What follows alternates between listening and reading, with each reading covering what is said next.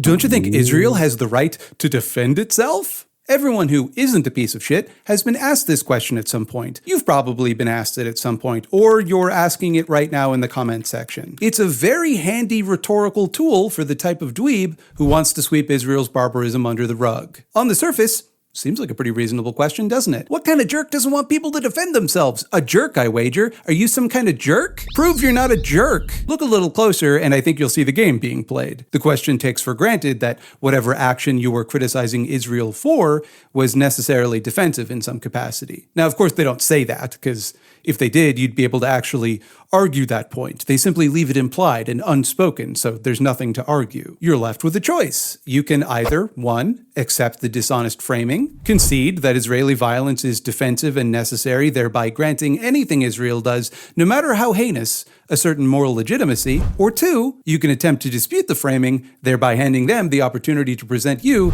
as simply not caring about the safety of Israelis. Using this method, any shithead can sidestep criticism of Israel for anything. Present whatever the hell they want as more or less the only alternative to the eradication of Israel and every citizen therein. It becomes a high-stakes, zero-sum struggle for survival where the belligerent occupying force is somehow always implied to be on the back foot, always outnumbered, outgunned, and on the verge of total destruction. The perpetual underdog. Plucky Lil Israel. Now, I've always recognized this as a gotcha question. I'm sure you do too. It's pretty obviously bad faith. Still, never really occurred to me until I read this book, The 100 Years' War in Palestine by Rashida Talib, particularly the last chapter, which sums up the methods that Talib believes have been historically successful in advancing the Palestinian cause, that I realized I've never really had a helpful rebuttal to this question. When pressed, I would usually give some pithy soundbite, something like, the state of Israel is illegitimate, or states don't have rights. People do. Because I knew enough, not to engage seriously with this bad faith line of argumentation. I just wanted to shut it down. But that's kind of a problem, isn't it? Because it's not really convincing. Israeli propaganda has managed to portray them as the victims of Arab aggression, that they are simply responding to unprovoked attacks motivated by nothing but primordial anti-Semitism. They've managed to parlay Western Islamophobia in order to portray Palestinians, or anyone who could be confused for a Palestinian, or anyone who feels the slightest sympathy for Palestinians as a terrorist monster person who wants to do terrorism because they're just ontologically evil. That is, of course, what historians call racist hogwash. It's like Colonizer 101 to portray the colonized people as savage, aggressive barbarians being violent to you for no reason. It's the same kind of language that my ancestors would have used to justify their genocidal colonization of this continent, or chattel slavery. I say would have because obviously my ancestors are largely dead, but there are still people saying stuff like that, obviously. And I think you would recognize that as wrong there, right? It's about as wrong as a thing can be. It just doesn't matter for the argument, because that all of that is in the realm of facts and material analysis. You're responding to a spooky boogeyman with statistics and history lessons and critical theory, and okay, but people are afraid. That's not making them unafraid. It's very hard once people have become afraid to make them unafraid. And if enough people perceive this racist hogwash to be true, waving away the fear which results from that false belief, gonna make you look like a real asshole. When you're not an asshole, it's them with the hogwash. They're the ones not washing their hogs. Getting into the weeds of what a state is, when, if ever, one is legitimate, whether or not states can possess rights, and if so, what those rights might be, or any parallels to historical events that the general public likely doesn't know much about, don't really make anyone feel better about the manufactured fear of limitless Arab hostility that Zionists have carefully cultivated. It will be received as simply dodging the question. Rightfully so, because we are dodging the question. It's not a good faith question. We're trying to avoid answering it for that reason. But there actually is a very simple, very effective answer to this question. Do I think Israel has a right to defend itself? Sure. It's just not what they're doing. So it's not relevant.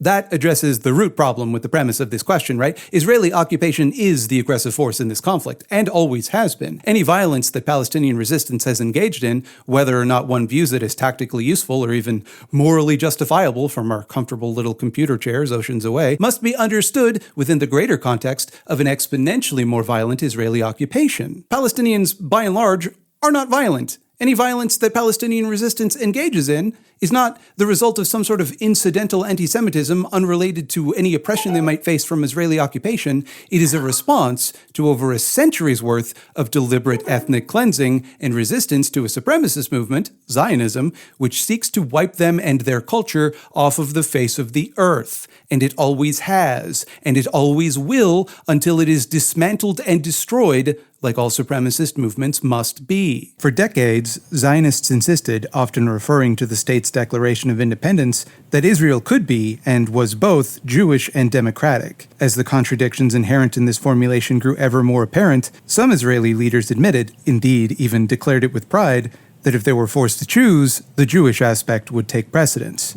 In July 2018, the Knesset codified the choice in constitutional law, adopting the Basic Law of the Jewish Nation-State, which institutionalized statutory inequality among Israeli citizens by arrogating the right of national self-determination exclusively to the Jewish people, downgrading the status of Arabic and declaring Jewish settlement a national value, with precedence over other needs. Former Justice Minister Ayelet Shaked, one of the more forthright advocates of Jewish supremacy and a sponsor of the law, had made the case bluntly a few months before the legislation came to a vote. There are places where the character of the State of Israel as a Jewish state must be maintained, and this sometimes comes at the expense of equality. To ask whether Israel has the right to defend itself is kind of like asking whether foxes have the right to defend themselves from chickens. Yeah, I guess. Right? In a hypothetical world where foxes didn't eat chickens, I would be quite critical of chickens who attacked foxes. But we don't live in that world. And I think the chickens have a pretty reasonable fear that if they don't defend themselves, they will be killed and eaten. It is difficult for me to cast judgment on the chickens in this matter. The strategy here is simple: to willfully ignore and obscure the power dynamic between Israeli occupier and Palestinian resistance, to present themselves as oppressed underdogs and Palestinians, or just Arabs writ large when that suits their purposes, as overpoweringly dominant and aggressive for no reason, to muddy the waters so that onlookers internationally, particularly in the West, but particularly in the United States, get the impression that Israel is either the less violent party in this conflict, which it demonstrably isn't, or failing that all parties are equally violent in this conflict, which they demonstrably are not. That it's this intractable conflict with no discernible solution. There's just nothing that would appease these people. That whatever violence Israel trades in was always inevitable because there's no way to make peace. They have no partner in the peace process, don't you know? It's violence or nothing, and it's better to do the violence than have the violence done to you, right? And just think about that for a second.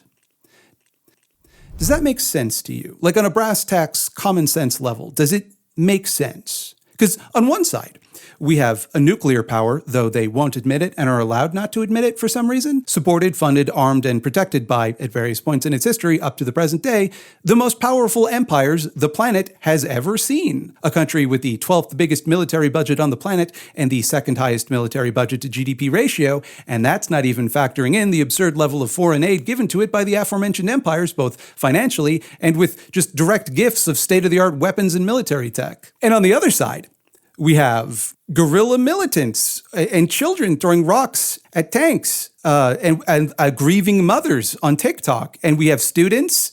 The students are in other countries, but they're holding signs, and sometimes the signs are rude. Does that strike you as a balanced conflict? Do you think both parties in that conflict have comparable ability to wipe out the other? Or does it seem like one party has all of the material power in that situation? Just put aside for a moment your thoughts on which side has the moral high ground and really ask yourself, who is more powerful here?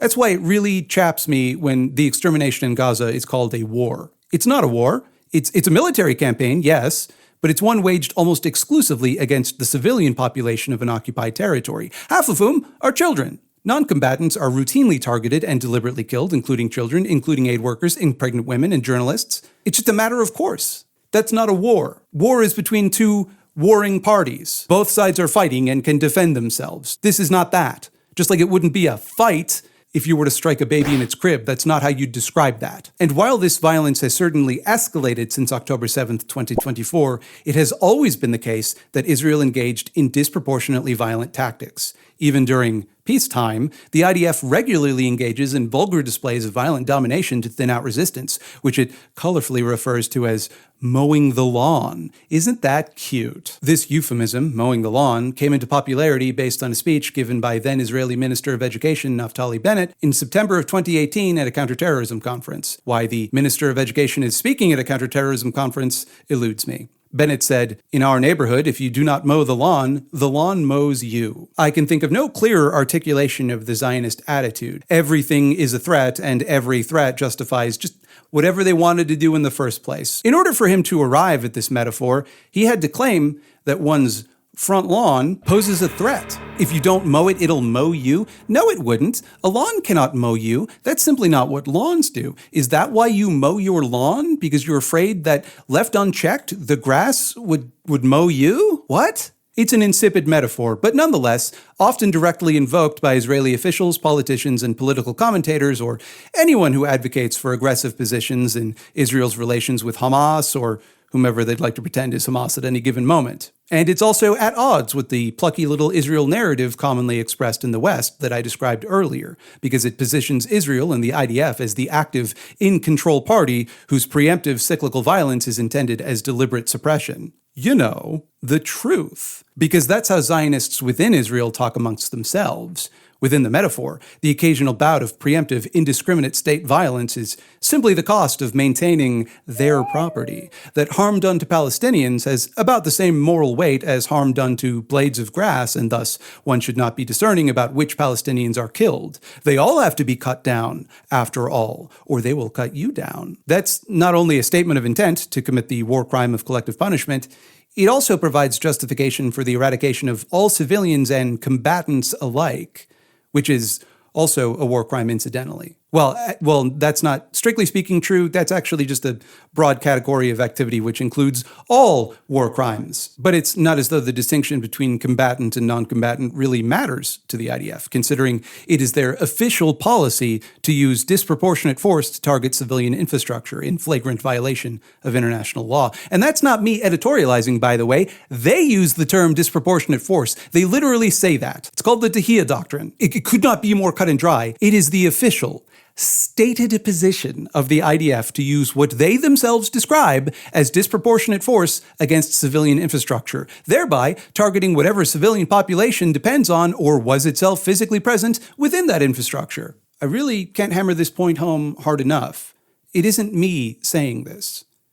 I'm quoting them. This is what they say. This is how they characterize their own actions. And let me just ask, does that sound like the underdog to you? Do they sound like the victims here, the less belligerent party? Do you think a reluctantly violent person would characterize violence as nothing more than a tedious chore which needed to be scheduled in advance and done with mechanical regularity? Do you think a military whose sole intent were to defend itself would use what it itself describes as disproportionate force? Can one even use disproportionate force defensively? Isn't it kind of definitionally aggressive, definitionally escalatory? Do you really believe, in your heart of hearts, do you believe that if one person in an entire village attacks you, that gives you the moral right to kill everyone in that village? Men, women, children, sick people in hospitals. Does that sound like self-defense to you? Should the people having their homes and loved ones destroyed simply accept that? Do they not likewise have a right to defend themselves? Just think about it. Western media is all too happy to obscure the power dynamics at play as well. There's nothing too absurd or too distant from objective reality for them at this point. They'll just say the wildest shit and expect you to swallow it uncritically because they think you're stupid. They think you're so fucking stupid. While the IDF actively drops bombs on hospitals and refugee camps, CNN and MSNBC will have their little pet propagandists on crying crocodile tears about how scared they felt when children's entertainer Miss Rachel hugged a Palestinian child. That made them feel unsafe, targeted even. Unlike, say, a cruise missile, which is defensive. It's a defensive type of missile. They had to defend themselves from the hospital because there were tunnels underneath, spooky tunnels that they built.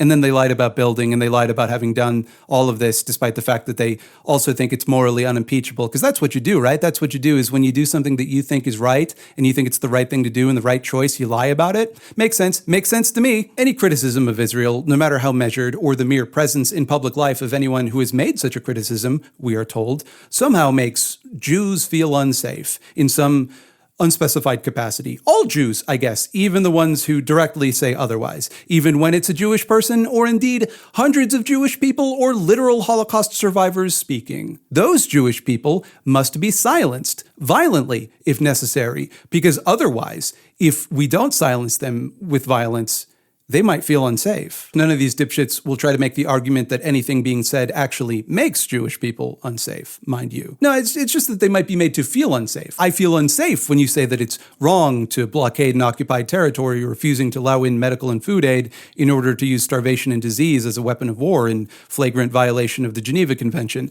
I find that triggering, frankly, and I don't want to be insensitive here. I will grant you that it is a problem when people feel unsafe. I don't want to minimize that. That's not nothing. It's just about as close to nothing as anything could reasonably be in this discussion, because, you can't specifically complain that you're being made to feel unsafe in order to justify other people actually being made unsafe. I don't think I know how to make that any clearer. It is worse to be unsafe than to feel unsafe, obviously. Do you know what else might make people feel unsafe? If one were to put someone in a refugee camp and then bomb said refugee camp, or if you were to level an entire city block, or if you were to do all of that and tell people where they should evacuate to and then bomb the place that they evacuated to, do you see how that would create a certain sense of unease? As they lose their grip on the discourse, it's no longer enough for the Zionists that their talking points and feelings are privileged above everyone else's. Now they'll bitch and moan that a counter-argument is even allowed to be expressed, because for once, it is. That anything other than full-throated support of anything Israel does, no matter how violent, is literally terrorism. It should be a criminal offense. It sometimes actually is a criminal offense simply to disagree with them.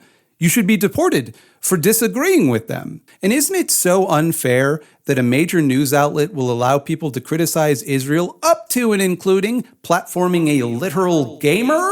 I'm thinking about the New York Times doing a gauzy profile a few weeks ago of this gamer, Hassan Piker, who regularly employs awful genocidal rhetoric against Jewish people in the Jewish state. The man making those defamatory remarks is with the Anti-Defamation League. Irony is dead. I say that it's defamation because I don't think it is correct to say that Hassan Piker regularly employs awful genocidal rhetoric against Jewish people in the Jewish state.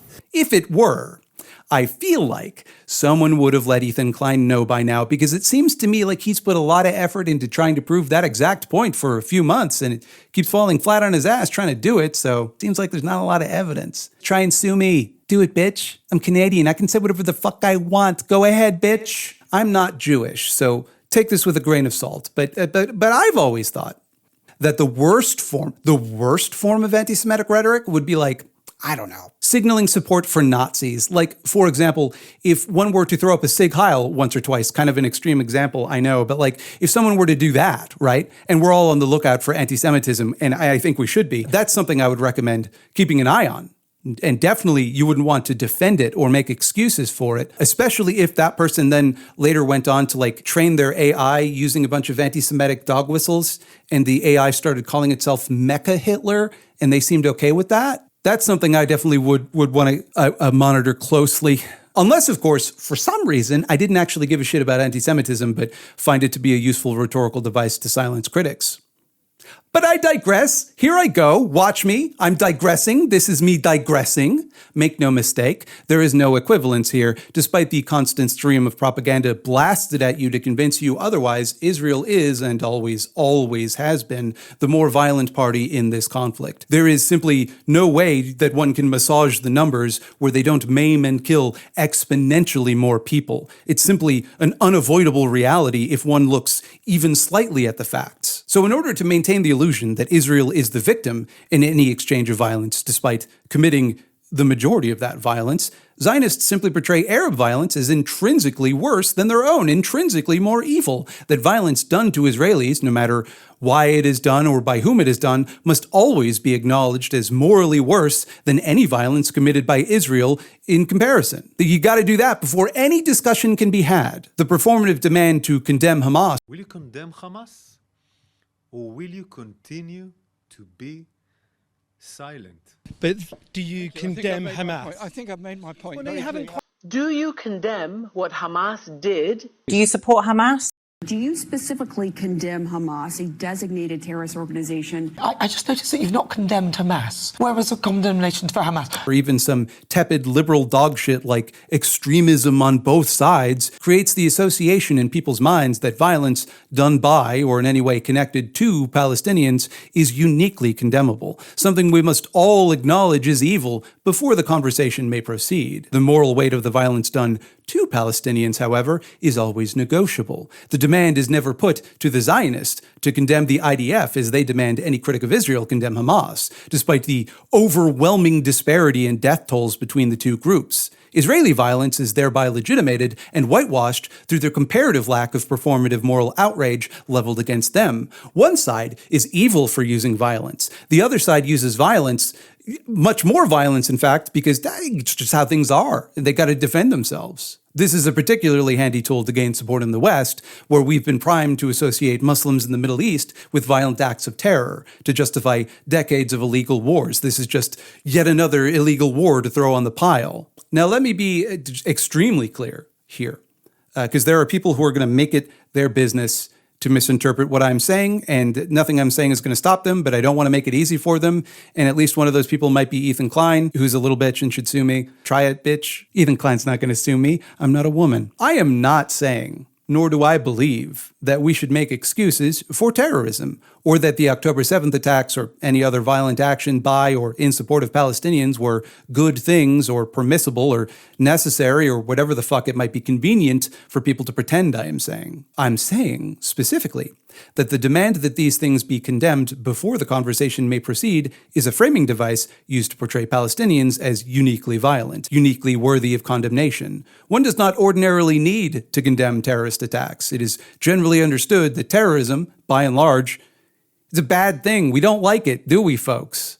It's tautological, because if you like something, you don't refer to it as terrorism. But by demanding that you condemn Hamas or condemn the October 7th attacks or whatever the fuck as a response to any criticism of the far more pervasive violence that Israel commits, the seed is planted in your mind that by criticizing Israeli violence, you are somehow tacitly endorsing any violence done to Israelis. That there exists some nebulous group of people who would balk at the concept of condemning a terrorist attack. That one can safely assume that anyone defending the right of Palestinian self-determination is only doing so because they're in league with this nefarious secret group of terrorism likers. You look so suspicious when you say not to ethnically cleanse these guys. It's giving terrorist. It's jihad-coded, sweetie. And again, it seems like a fair enough concession, doesn't it? The October 7th attacks were horrible. They're worth condemning. Anytime people are murdered, it is generally worth condemning. But of course, in doing so, one necessarily glosses over the context of 70 years of violent occupation and ethnic cleansing, which made this tragedy inevitable. One necessarily privileges the lives lost in the October 7th attack over the tens of thousands of Palestinian lives lost after the fact. You cannot give a soundbite which places this attack in a historical context, and that is what they're counting on. But of course, when you condemn Israeli violence, you're inviting counter-violence. By describing their actions, you invite reprisal for those actions. It's the critics of Israel who bear responsibility for any anger people feel towards Israel or anything Israel's done. You're making room for anti-Semites who might cynically use your principled objections to justify their prejudices. And yes, they might.